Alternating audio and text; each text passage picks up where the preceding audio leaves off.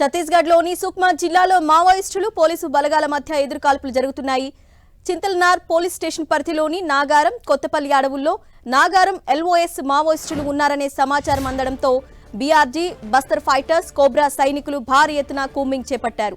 పోలీసులు జరిపిన కాల్పుల్లో కొందరు మావోయిస్టులకు గాయాలయ్యాయని పోలీసులు చెబుతున్నారు. పలువురు మృతి చెంది ఉంటారని జవాన్లు అంచనా వేస్తున్నారు.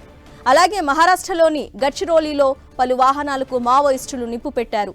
బామ్రాగఢ్ తహసీల్లో ఈ ఘటన చోటు చేసుకుంది. రోడ్డు నిర్మాణ పనులు జరుగుతుండగా దానికి సంబంధించిన జేసీబీలు, ట్రాక్టర్లను మావోయిస్టులు కాల్చేశారు.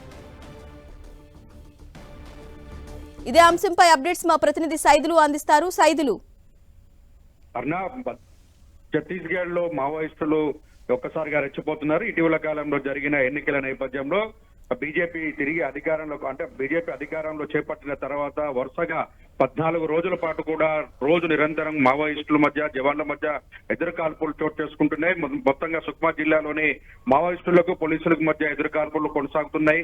ఇంకా ఇప్పటికే దాదాపుగా చింతల్నార్ దగ్గర జరిగినటువంటి ఈ ఘటనలకు సంబంధించిన దాంట్లో కూడా పూర్తిగా నాగారం, కొత్తపల్లి అడవుల్లో దాదాపుగా 5 నుంచి 6 మావోయిస్టులకు గాయాలయ్యాయని కూడా అటు జవాన్లు అంచనా వేస్తున్న పరిస్థితి. అదేవిధంగా కొద్ది మంది మృతి చెంది ఉంటారని కూడా జవాన్లు చెప్తున్న పరిస్థితి అయితే ఉంది. మొత్తంగా కొత్తపల్లి, నాగారం అటవీ ప్రాంతాన్ని ఇంకా కూంబింగ్ కొనసాగిస్తున్న పరిస్థితి అయితే కనిపిస్తుంది.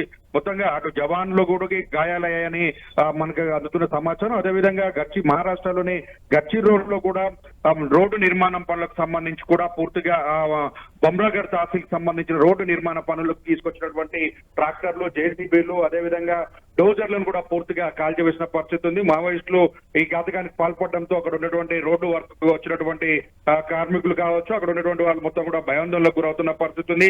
బమ్రాగఢ్ లో సంబంధించిన ఇందూరు గ్రామ పరిధిలో ఈ రోడ్డు నిర్మాణం పనులు అయితే కొనసాగుతున్న పరిస్థితి అయితే ఉంది. అయితే మొత్తంగా ఈ ఘటన చోటు చేసుకోవడం పట్ల అటు అధికారులు కూడా భయాందోళనకు గురవుతున్న పరిస్థితి. ఒక ఊరు నుంచి మరొక ఊరుకు వేస్తున్న రహదారి పనులకు సంబంధించి రోడ్డు నిర్మాణ పనులు ఆపివేయాలని గతంలో హెచ్చరికలు జారీ చేసినప్పటికీ కూడా అధికారులు ఆ రోడ్డు నిర్మాణ పనులు చేపట్టడం పైన తీవ్ర ఆగ్రహం వ్యక్తం చేసి కూడా మొత్తం వెహికల్స్ కూడా దగ్ధం చేసిన పరిస్థితి అయితే కనిపిస్తుంది. మొత్తంగా ఇటీవల మొత్తం 10-15 రోజుల కాలంలో నుండి చూసుకుంటుంటే ఛత్తీస్గఢ్ అడవి ప్రాంతం మొత్తం కూడా అటు ఛత్తీస్గఢ్, సుక్మా మొత్తం ఈ ప్రాంతాలను కూడా కాంకేర్ జిల్లాలో కూడా ఒకవైపు కూంబింగ్ ప్రక్రియ కొనసాగుతుంది. మరోపక్క ఈ నెల 22వ తారీఖున కూడా భారత్ బంద్ కు మావోయిస్టులు పిలిపించారు.